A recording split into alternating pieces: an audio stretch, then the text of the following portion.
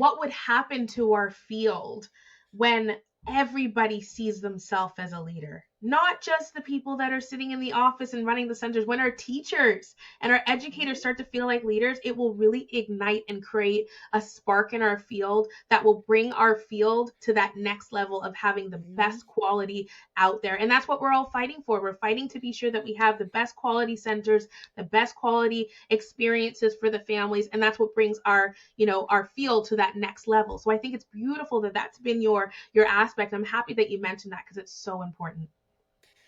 So you and I clearly are already jazzed up. It's like 5:30 in the Yeah. afternoon. We already did our whole day.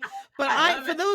those folks who are like, I just am not quite that ignited yet. I want to ask you as our early childhood coach, what do you see? What do you think really makes people be hesitant to see themselves in that way? What is that? You know what? There's a long list, but I think the biggest thing is just society.